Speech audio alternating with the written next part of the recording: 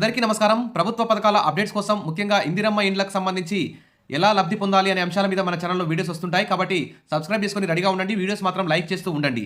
ఇక వివరాలకు వెళ్తే ఇందిరమ్మ ఇళ్ల కోసం యాప్ అయితే సిద్ధమైంది. రేపటి నుంచే లబ్ధిదారుల ఎంపిక. ఇది తెలంగాణలోని పేద ప్రజలకు గుడ్ న్యూస్ అని చెప్పుకోవచ్చు. మరి రేపు ఆవిష్కరించనున్న సీఎం రేవంత్ రెడ్డి, మంత్రి పొంగులేటి శ్రీనివాసరెడ్డి అంటూ ఇక్కడ న్యూస్ అయితే హైలైట్ అవుతుంది. మరి ఈ మేరకు ఇందిరమ్మ ఇళ్ల పథకం యాప్ అయితే సిద్ధం చేశారు. నిజామాబాద్, భద్రాద్రి కొత్తగూడెం, మహబూబ్ నగర్, మెదక్ జిల్లాల్లో మరి పైలట్ ప్రాజెక్టుగా ఈ యాప్ ద్వారా దరఖాస్తుదారుల వివరాలన్నీ కూడా తీసుకున్నారు. ఈ క్రమంలో ఎలాంటి సమస్యలు తలెత్తకపోవడంతో అధికారికంగా రాష్ట్ర వ్యాప్తంగా అన్ని జిల్లాల్లో, అన్ని నియోజకవర్గాల్లో, అన్ని గ్రామాల్లో ప్రారంభించడానికి ఏర్పాట్లు అయితే చేస్తున్నారు. ఇక ఇళ్ల పథకంపై తెలంగాణ ప్రభుత్వం స్పెషల్ ఫోకస్, ఇందిరమ్మ ఇళ్ల పథకంపై రాష్ట్ర ప్రభుత్వం స్పెషల్ ఫోకస్ పెట్టింది. ఇప్పటికే ప్రజాపాలన కార్యక్రమంలో అప్లికేషన్లు అయితే దాదాపు 83 లక్షలు వచ్చాయి. అందులో మరి మొత్తం అన్నిటి వడబోసిన తర్వాత గతంలో లబ్ధి పొందిన వారు తర్వాత ఇవన్నిటి తీసేసిన తర్వాత దాదాపు 68 లక్షల అప్లికేషన్లు అయితే ఇందిరమ్మ ఇళ్ల కోసం అప్లై చేసినట్టు తెలిసింది.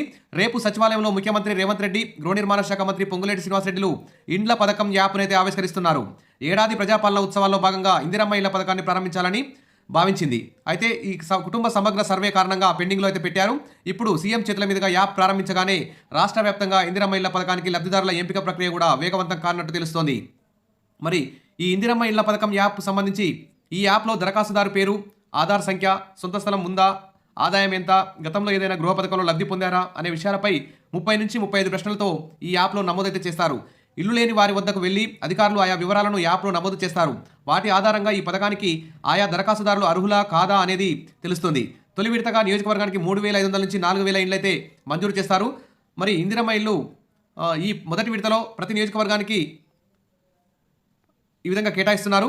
గ్రామ సభల ద్వారా లబ్ధిదారుల ఎంపికనైతే చేపడతారు. దీంట్లో దివ్యాంగులకు, ఆదివాసీలకు, వ్యవసాయ కూలీలకు, పారిశుద్ధ్య కార్మికులకు ఫస్ట్ ప్రిఫరెన్స్ ఇవ్వాలని చెప్పేసి సీఎం రేవంత్ రెడ్డి అధికారులకు తెలిపారు.